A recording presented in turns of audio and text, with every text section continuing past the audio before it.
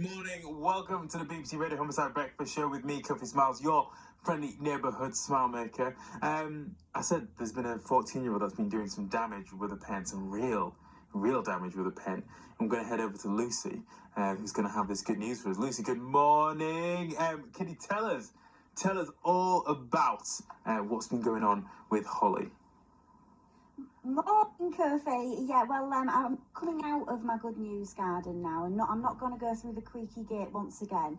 I'm actually going to just take a pew at the patio furniture and take a seat, because this is a really heartwarming story, and I feel like I need to sit down while we discuss this one. A brilliant story, and it's about a 14-year-old girl, Hollie from Barton, who has just won a national writing competition.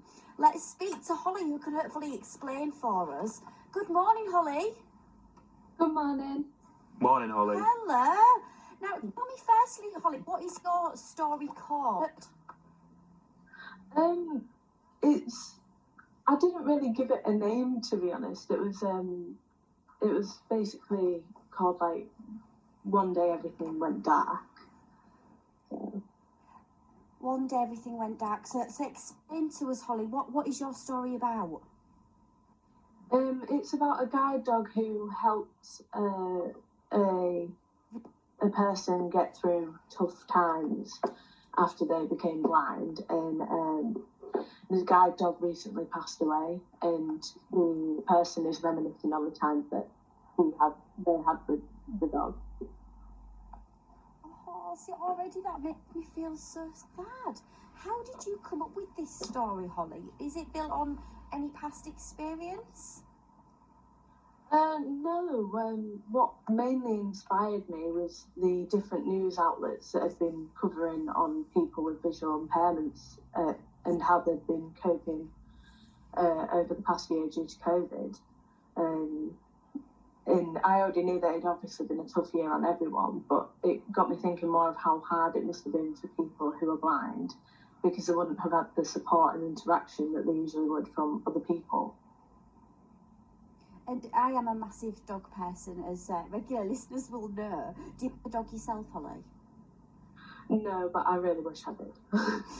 Oh, once the world gets a bit better, you can share mine. She can be a nuisance at times anyway.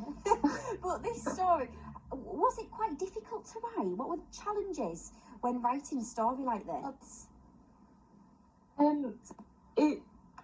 It took me a while to write it, actually, because I kept on going, like, Hollie, could you just say that again, please? The line was just cutting out. Yeah. I couldn't. Well, sorry.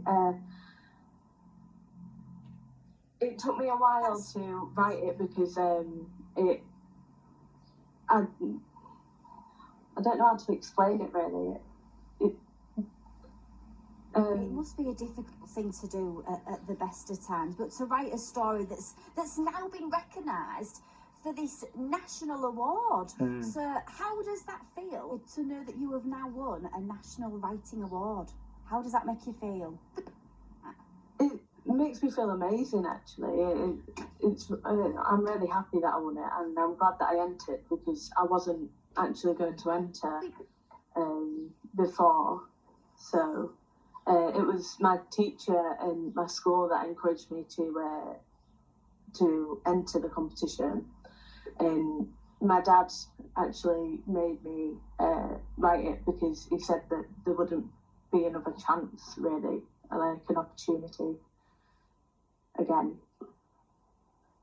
Absolutely, grab the opportunities while you can, Hollie. Is this Miss Gillian Sack, who has said, actually, I'm incredibly proud of Hollie. Her twist on a tale short story was so clever, expressive and heartwarming.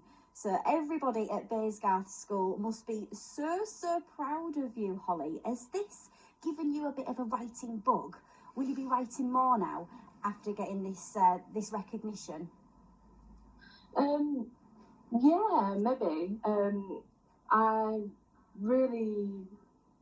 I really enjoy writing, but I also really enjoy reading as well. My favourite books are the Harry Potter collection at the minute. So, yeah, hopefully I will be writing some more.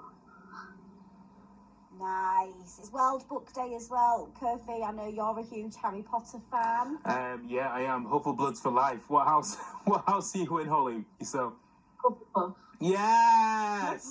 The coolest. Amber and blue forever. Amber and blue forever. Do you know what I mean? Brilliant. All the way. All the way. Well. How about you, Lucy? Do you have a house? I'd probably. What would it be? Gryffindor. It'd have to be. It has to, doesn't it? With the crimson and golds. Yeah, because crimson and gold. When I was back at school, I went to Beverley High School, and our colour was yellow. Right. So that's sort of kind of similar. That's why I always originate myself with being a Gryffindor, I suppose. Okay. If I had to be one. I'm like, one might say Hufflepuff is more yellow, but do you know what I mean? If you don't want to be with us, Holly, I don't take offence to you. Go for the gold. Now, I know, Holly, your story, just back to your story very quickly, it is going to be published.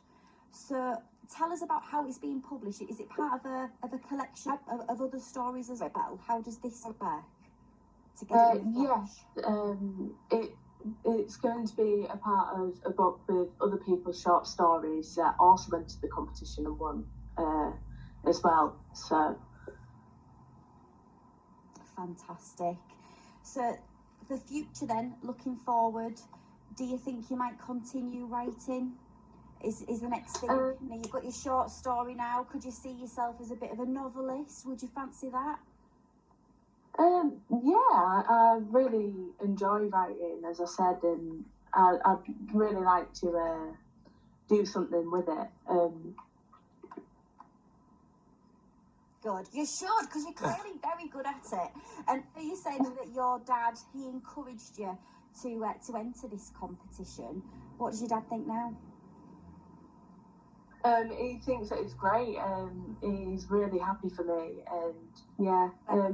Could I also just say a quick thank you to the school and all, and my teacher, Miss Sash, for giving me the courage to actually hand in my story, because I wouldn't have done it. That's ace. Credit where credit's due. Holly, huge congratulations. You should be screaming this from the rooftops, because it really is fantastic news. Well done to you. Thank you. Oh, Holly, thank you very much for that. It just shows you, isn't it, what you can do with the encouragement and the support of a decent teacher, isn't it? I mean, someone who believes in you. When you've got teachers and educators that believe in you, you try your hand at everything, because you don't know what you're going to be good at, do you, unless you give it a go. That's it. Sometimes you just need that little push, don't you? Aye. There's the proof. It works. Brilliant stuff. You, Holly. Brilliant news. Honestly, Lucy, thank you very much for that. Thank you.